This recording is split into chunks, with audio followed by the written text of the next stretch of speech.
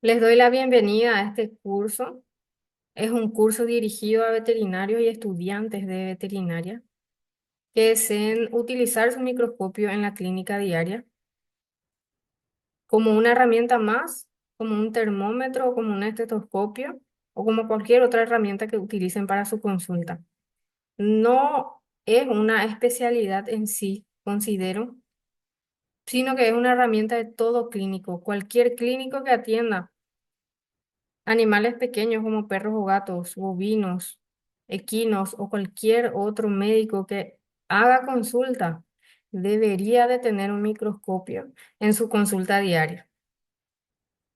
El objetivo de este curso es que ustedes al finalizar lleguen a aplicar lo aprendido en la consulta diaria y utilicen su microscopio en el paciente que venga a consulta, en el prequirúrgico, en el que venga para vacunación, etcétera, etcétera.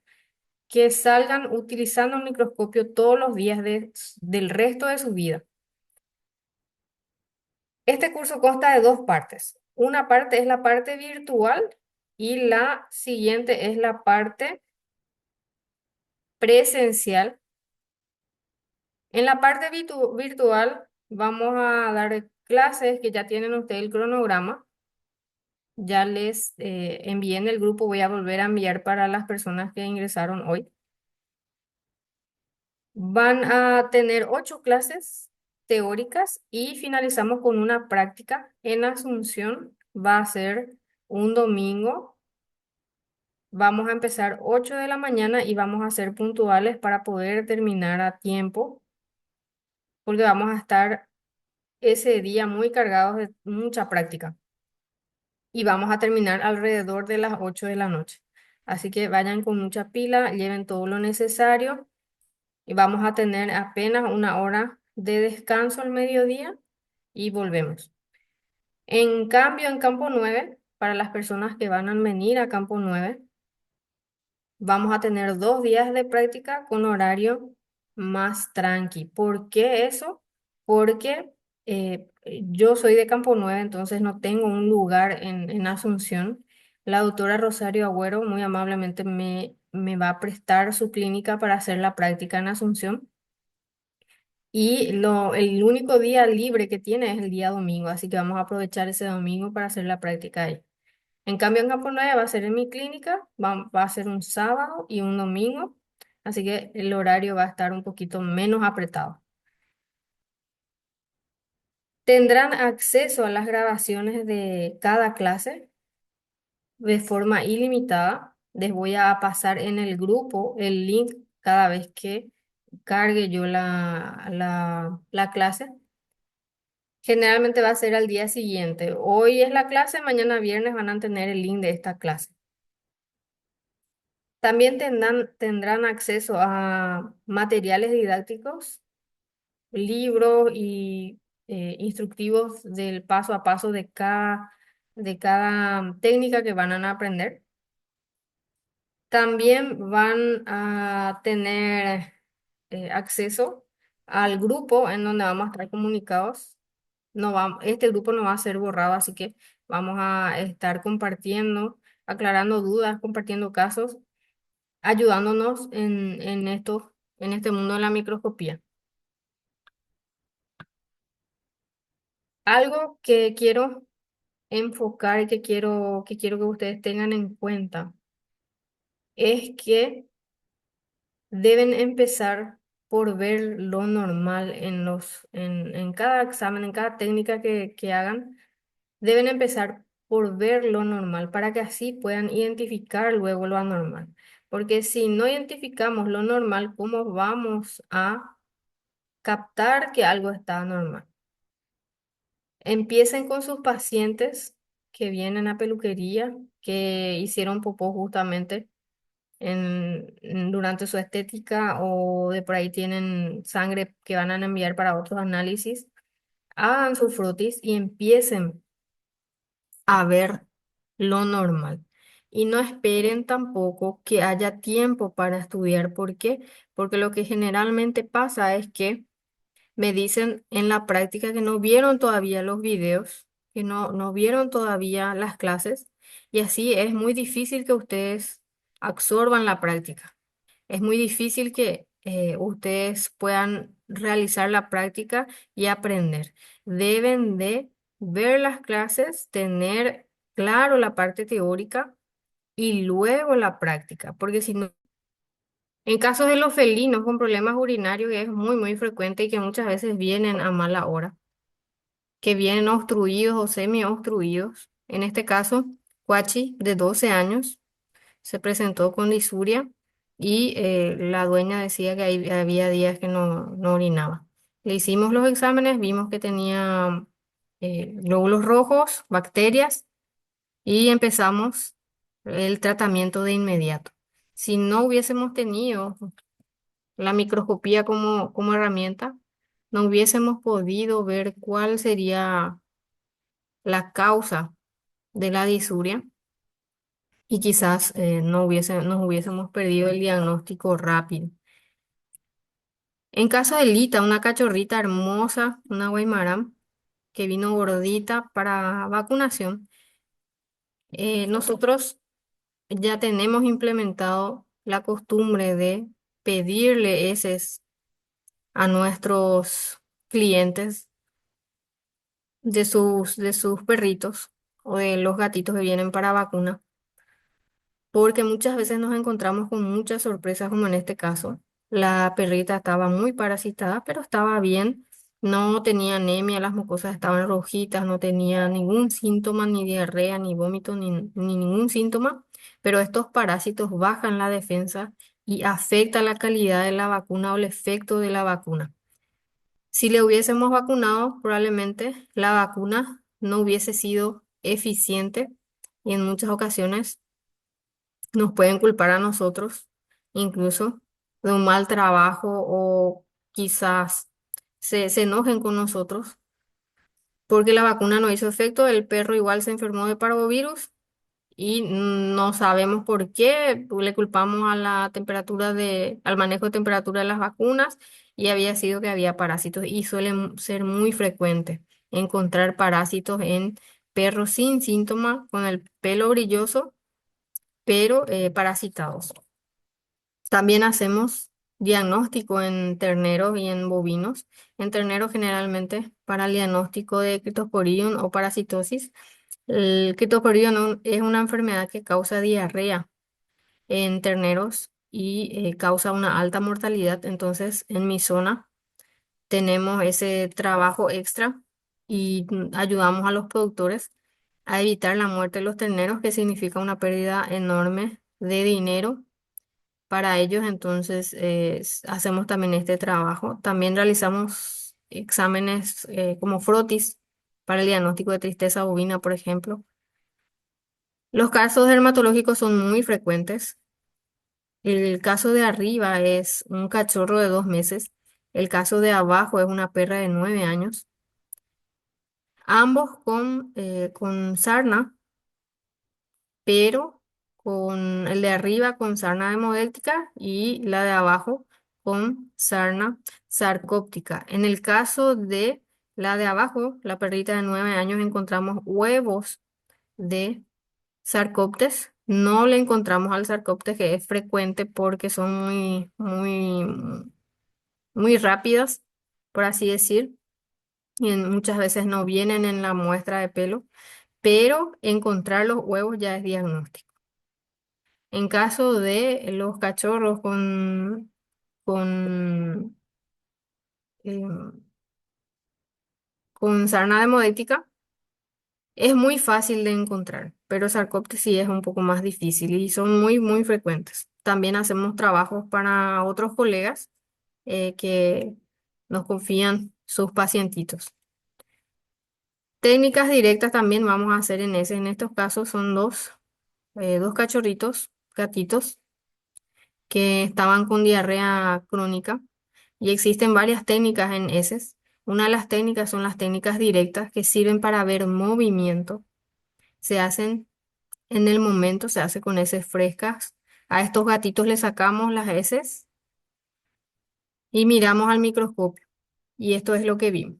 Son trichomonas que solamente con esta técnica se puede ver al microscopio. Con los exámenes coproparasitarios no se pueden ver porque las soluciones que se usan ya matan a estos protozoarios, entonces ya no se pueden ver. Eso también vamos a estudiar cuando estudiemos heces. Cuando usamos la microscopía en consultas preventivas, en consultas ya sea clínicas y en especialidades también. En el prequirúrgico sí o sí usamos. En el prequirúrgico exigimos al cliente que por lo menos nos permita hacer un frotis como mínimo y también un examen de heces. En prevacunas, por ejemplo, como les había dicho, ya es una exigencia nuestra. Si no nos acepta, entonces no le realizamos la vacunación. En consultas gástricas, dermatológicas, urinarias, en perros con fiebre que vienen, que no sabemos qué pasa, el único síntoma es la fiebre, entonces le realizamos un frotis y muchas veces nos encontramos con algún diagnóstico. Y si les gustan las especies exóticas, los caballos o otras especies, las emergencias, entonces es una buena idea tener un microscopio en la clínica para realizar estos exámenes. La primera clase se trata de frotis. ¿Qué es un frotis? Un frotis es el extendido de una gota de sangre, luego lo teñimos y miramos al microscopio. Nos permite analizar el tamaño, la forma y el número de las células sanguíneas. Y también nos permite identificar microorganismos como bacterias, como parásitos. No solamente sirve para ver parásitos, no solamente sirve para ver el bicho o para ver anaplasma. Nos da muchísima información que puede ser diagnóstica en muchos casos o nos puede acercar al diagnóstico. Así que deberíamos hacer un frotis en casi todos los pacientes. El frotis es una parte del hemograma. El hemograma no es solamente la parte numérica. Los números que nos da la máquina es el 50%, que es la parte cuantitativa. Y el frotis es el otro 50%, que es la parte cualitativa, en donde evaluamos el tamaño, la forma de las células. En un frotis podemos encontrar parásitos sanguíneos como Babesia, Patozón, Leishmania, microfilarias y otros. Podemos encontrar cuerpos de inclusión, podemos encontrar hongos, que suele ser raro, pero podemos encontrar signos de regeneración, que son signos que nos dice que la médula ósea está funcionando, que a pesar de la anemia, la médula ósea está emitiendo, está produciendo. Podemos encontrar también morfologías anormales que indican alguna enfermedad. En algunos casos son diagnósticos como algunas células en caso de la anemia hemolítica inmunomediada, las leucemias. Los porcentajes de glóbulos rojos también podríamos ver, los porcentajes de glóbulos blancos también, incluso las plaquetas podemos hacer una estimación. No va a ser el mismo número que la máquina, no va a ser el mismo número, pero va a estar muy cerca. Entonces, si no tenemos esa máquina en la clínica y estamos ante una emergencia, podemos tener una idea de cuántos glóbulos rojos o blancos tiene nuestro paciente. También podríamos ver defectos hereditarios y nos sirve también para el recuento celular. Es importante tener en cuenta algunos factores para realizar una buena toma de muestra. Eso nos va a ayudar a que el paciente se estrese mucho menos, por ende va a haber células reales en ese tiempo porque el estrés también hace que algunas células se aumenten de tamaño en ese segundo que el perro o el gato pasó por estrés. Entonces es muy importante tener todo preparado, jeringa, algodón, agujas, todo antes de tomar la muestra. Deberíamos hacer una cita incluso para la toma de muestra para que así podamos tener todo preparado en una mesa. Lo ideal es hacer el extendido en el momento.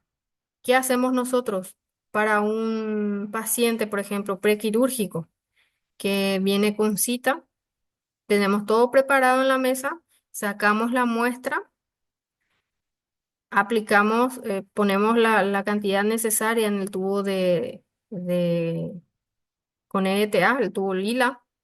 Si es de 1 ml, solamente 1 ml de sangre. Si es de 2 ml, 2 ml de sangre. Y es muy importante cumplir con ese rango de sangre. Por ejemplo, si es un tubo de 3 ml, al aplicar 2 ml de sangre en el tubo, ya tengo un excedente de EDTA y eso me causa cambios en la forma de los glóbulos rojos.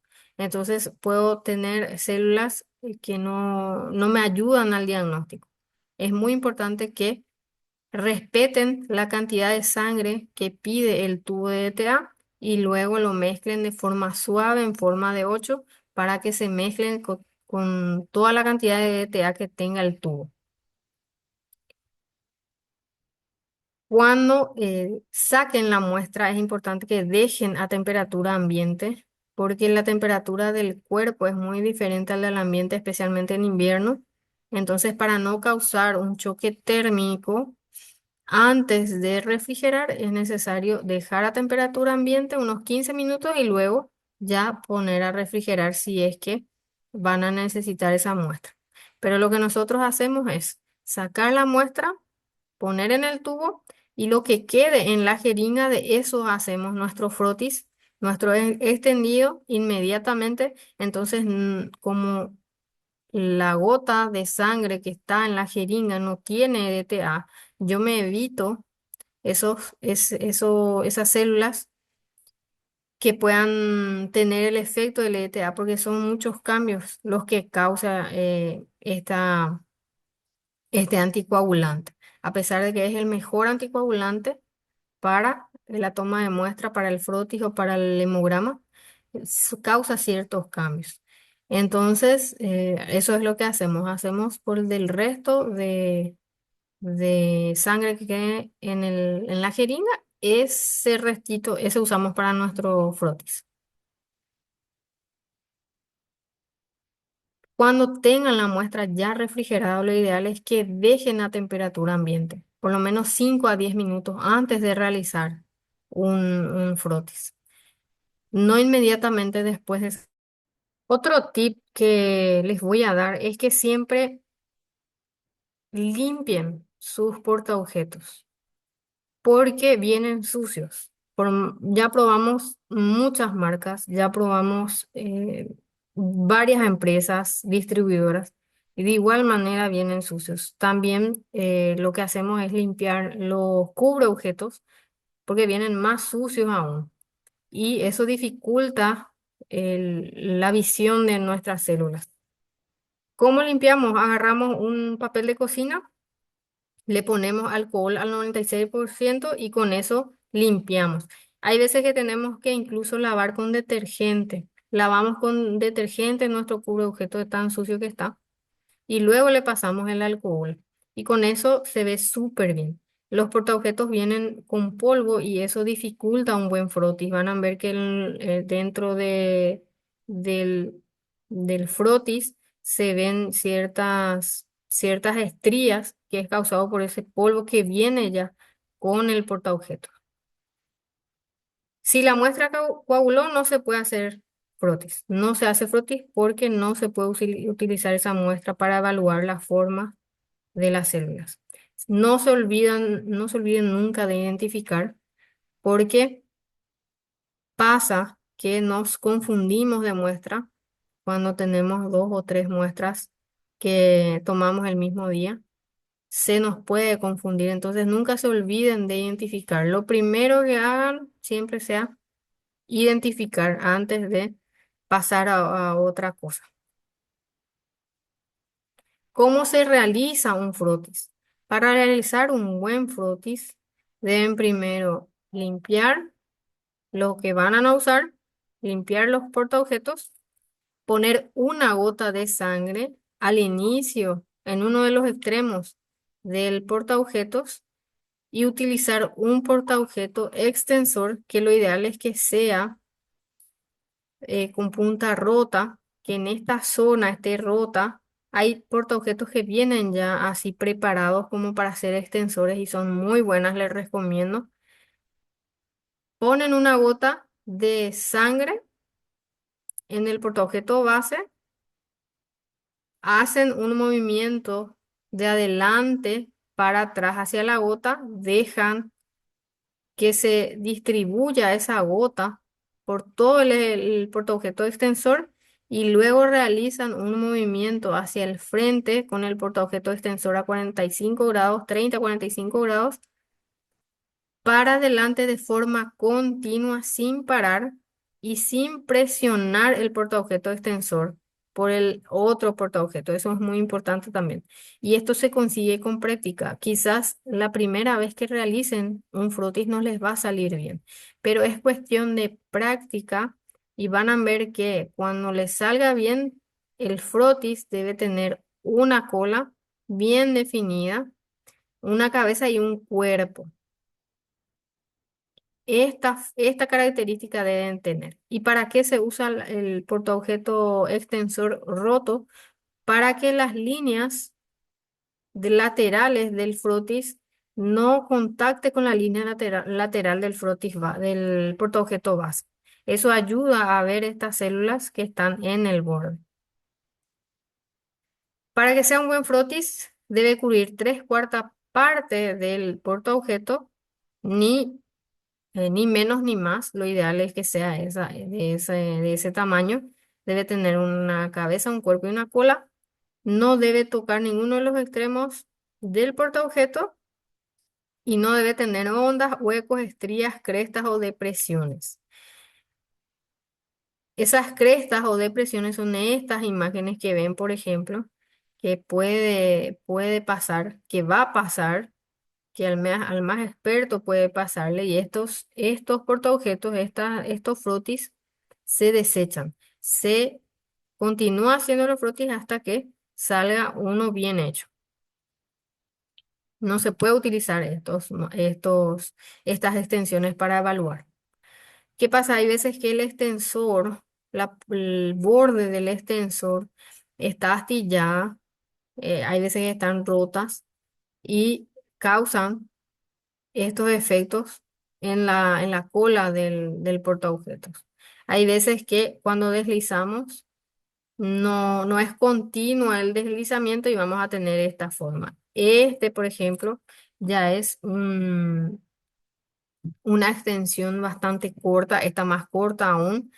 Aquí hubo un coágulo que afectó nuestra muestra, tampoco nos sirve. Aquí una de las puntas estaba más larga. Probablemente hubo una presión más fuerte de este lado. En este caso hay grasa en el portaobjeto, quiere decir que a lo mejor tocamos por accidente el portaobjetos. Es muy importante agarrar el portaobjeto por los laterales. Nunca tocar la base del portaobjetos. Y en este caso, no se extendió la gota de sangre por todo el portaobjeto extensor, así que salió de esta forma. Este sería un-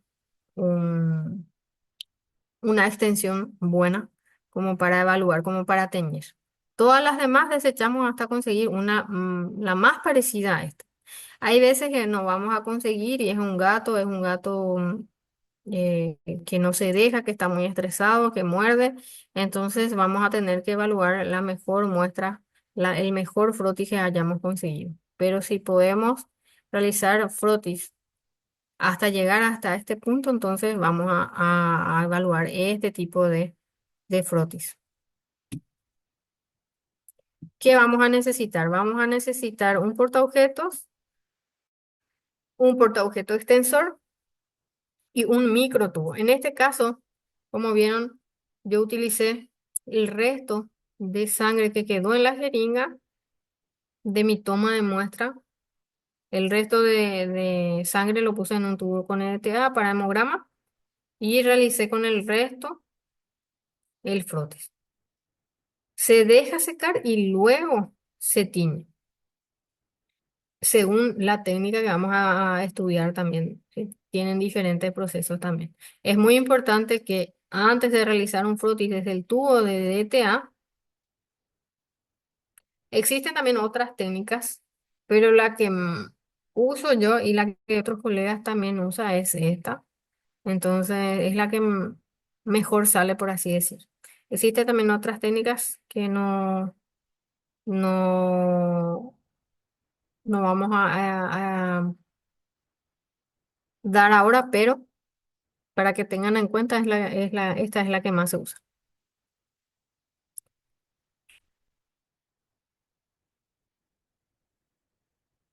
Entre las técnicas de tinción, las tinciones que más se usan son las tinciones de Romanowski, que son un grupo de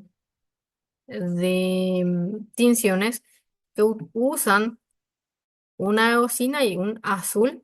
En este caso están separados y vienen con un fijador. La panóptica rápida trae un fijador, la eosina y el azul por separado. Según la marca, dice que hay que aplicar, que hay que meter en el alcohol 5 veces, 10 veces, 15